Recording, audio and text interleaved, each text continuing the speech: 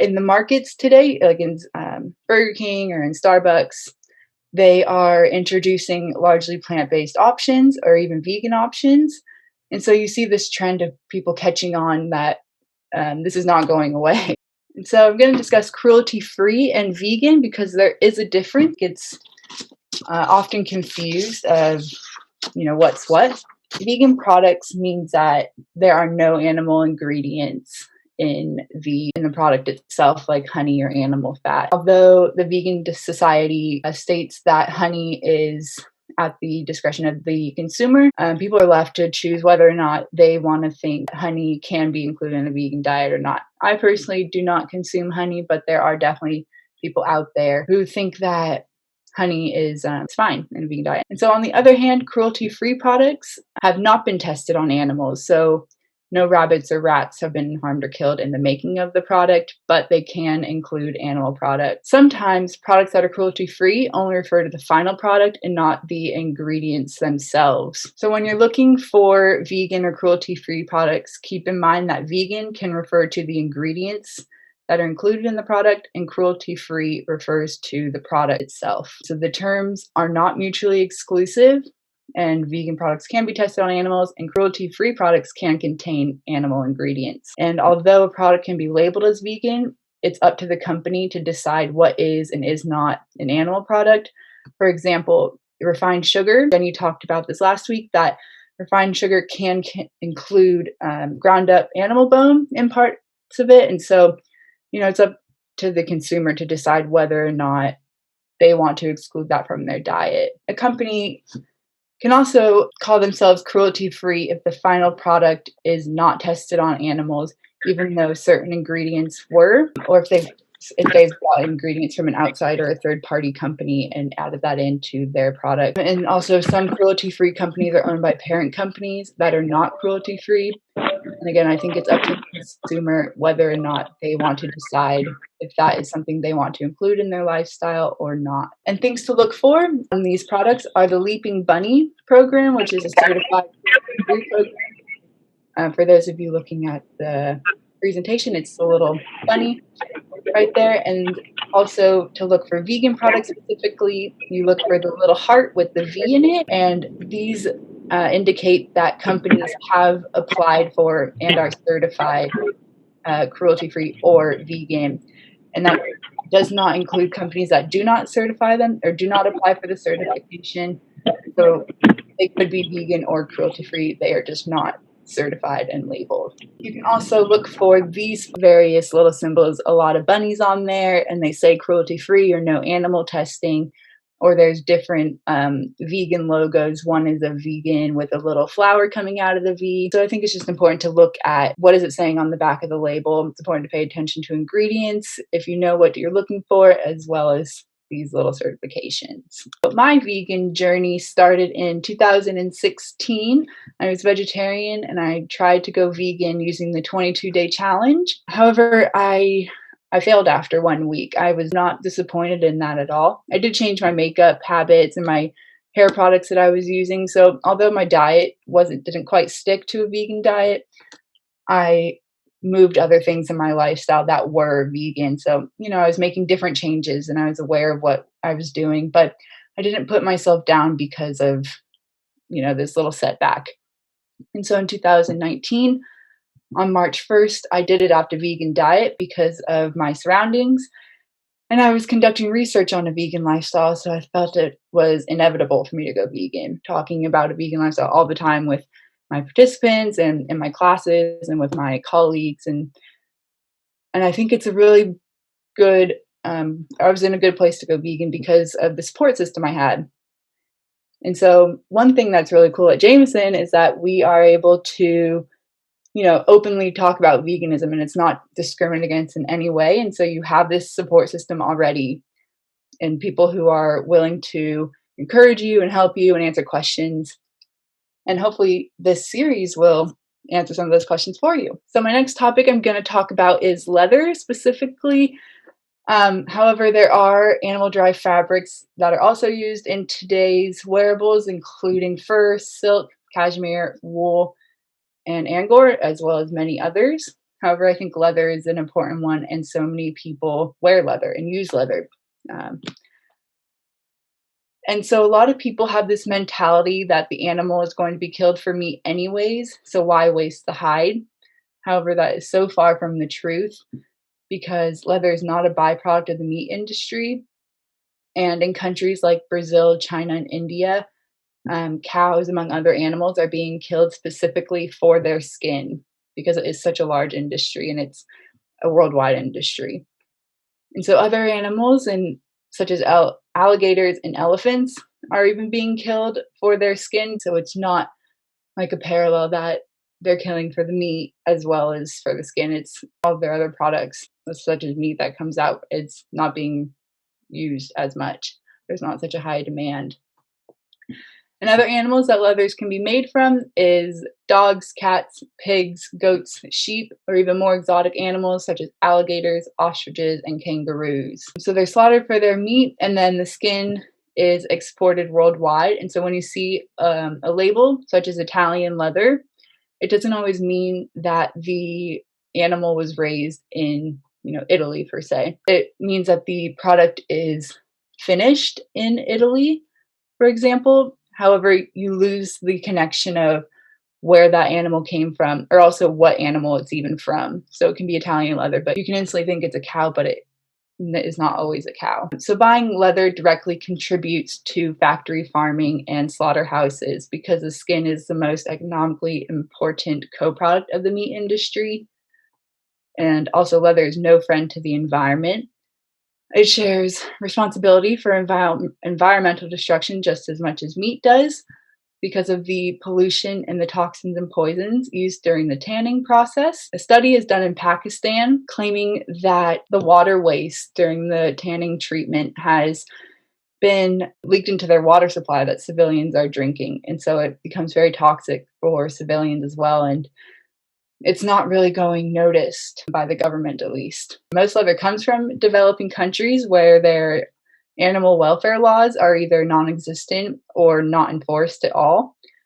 So in India, a PETA investigation found that workers are breaking cows' tails and rub chili peppers and tobacco into their eyes in order to force them to walk to the slaughterhouse, basically after they're exhausted. And the urgency, I guess, for them to get to the slaughterhouse is so great that they just disregard their needs as an animal, as a living being. And in the US, there's millions of cows and other animals who are killed for their skin. And this is a horrific experience, and it's so common in factory farming. And they're still experiencing extreme crowding and deprivation, as well as castration and branding and tail docking, all without painkillers. And it's just for this product that is in demand among consumers. And so what to wear instead? There are alternative leathers out there. Companies are constantly popping up with new innovative ways where they don't have to use animal products to create a fast fashion. And so some popular brands, there's Adidas, Vans, and Nikes are all coming out with vegan shoes, which I think is really great. And they're not so expensive. They're at your average shoe price still. One thing I have noticed in Nike, though, is you really have to watch for their glue that they use in their shoes because it does contain bone parts or casein, which is a milk protein. So you really need to check the labels again. It's a bit tedious at first checking labels, but once you know what you're looking for, it comes second nature. And then, it just goes over to checking labels and amongst other things as well. Some of the most common ingredients found in cosmetic and hygiene products to watch out for that are not vegan are lanolin, which is a sheep wool, and it's used to soften and moisturize, which is often found in lip care and hair products. And a plant-based alternative is coconut oil, shea butter, or coconut butter. There's also shellac, which comes from the lac bug, which Jenny talked about last week, and is found in nail and hair care products. There's glycerin. It's an animal fat in soaps and hair care products and makeup and moisturizers. And then there's an alternative you can use, which is vegetable glycerin, which is found in soya and coconut oil and palm oil. although those have their own controversial issues as well. So it's important to find a brand that is not only sustainable, but respects animal welfare as well. There's a big thing going on with coconut oil right now that companies are exploiting the use of monkeys to go and collect coconuts. And these monkeys are just kept in the most horrific conditions. So I think it's important to research what brand you're buying before you just go out and buy the cheap generic brand. And there's also casein that's used, and it comes from cow's milk. And a plant-based alternative is called vegetable protein. And then there's guanine. It's produced by scraping off scales of dead fish. There's squalene. It's a chemical extract of shark liver oil. And oleic acid, which is an animal fat used for softening and conditioning. There's animal hair used in a lot of products. So it's found in like your hair brushes, your makeup brushes, your beard brushes. And they're often sourced from foxes and goats, minks, and squirrels. There's stearic acid. It's derived from pig stomach, cow's stomach, or sheep stomach. And a vegan alternative is also called stearic acid, which can be a bit confusing. So in this case, I would recommend contacting the manufacturer to get some clarification on products that are not clearly labeled, because like I said earlier, companies have to apply for the cruelty-free or vegan certification, but not every company will apply for that. Another interesting ingredient I found was Carmine. It's called many other names. Another common name is natural red. And it comes from small bugs from native to Latin America. And these bugs are collected and they are dried out, and then they're processed through a machine that rids of any insect parts, leaving just the dye itself. And it's been reported that about 70,000 individual insects can produce just about 500 grams of dye. So if you think of things like your yogurt that have this, a red lipstick, your blush, they all commonly have these carmine in them. And so you think of how many red products are out there, and just 500 grams of this dye is from 70,000 bugs. How many bugs are actually being used for this overall in our daily use? Other interesting ingredients I found that I used to use are like biotin and keratin. They're used common in hair products, and as well as collagen, silks, and pearls. It's just something to watch out for, add to your list of don't buy. Products I like to use are Elf. They're very cost effective and 100% vegan and cruelty free. Another one is Botanics. I use them for all things on my face, like face moisturizer and face wash. And they're good for such a variety of skin types.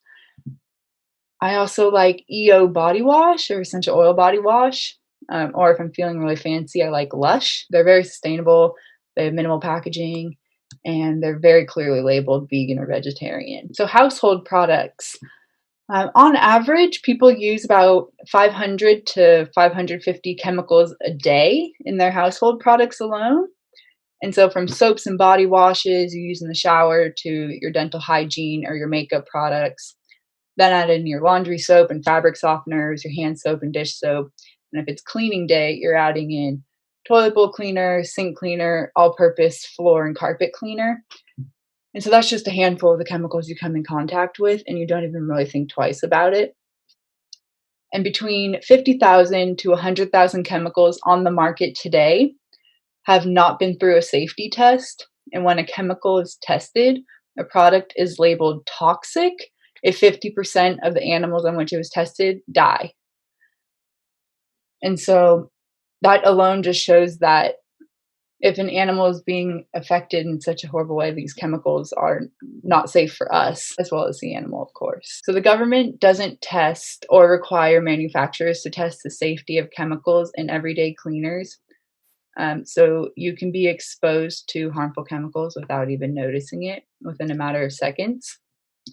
And some common brands that are vegan or mostly vegan products are Seventh Generation. And while they're not certified vegan, they do only use plant-based ingredients in their household and cleaning products. And so their ingredients, although plant-based, they are derived from feedstock and use animal-based fertilizers.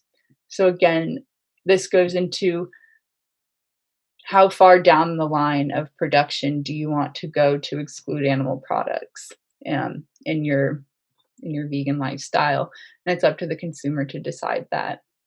Another product is Method. They are 100% vegan and cruelty free, and so they don't test finished products on animals. They don't buy ingredients from third parties that have tested their products on animals, and they don't sell products anywhere in the world that where animal testing is required by law, such as in China. And another product I really like, which I'm sure you're all familiar with, is Miss Myers. They are vegan and cruelty free, and I just love their variety of scents. And one cool thing on their website is they have a list of all of their ingredients, which includes what the purpose of the ingredient is, as well as in which products you can find these ingredients. And also, they use 100% recycled packaging, so they use less pumps and less caps, which is really great for the environment. And Ecos is also vegan, and they use raw materials in their products that have been through rigorous lab testing without the use of animals.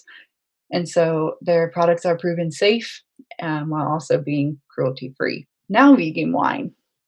So, what makes wine vegan? For those of you who are unfamiliar with the winemaking process, you add yeast to grapes and then you let it ferment. However, wine needs more time for the sediment to settle down before consuming it, or else you're going to get little bits in your glass. And so oftentimes winemakers would use animal products to collect this sediment. This process is called fining. So animal products that are often used during the fining process, known as fining agents, include isinglass, which is fish bladders, gelatin, which is from boiled cow or pig body parts, albumin, which is egg whites, casein, which is an animal milk protein, or skim milk. However, many winemakers today are using plant-based ingredients during the fining process. So they use aluminum silicate clay, which is vegan, and activated carbon, often made from peat, coal, wood, or petroleum, or even coconut shells. Vegan plastic, known as PVPP, and then there's also copper sulfate. And so, like the other vegan certified products, you do have to apply for your wine to be vegan certified.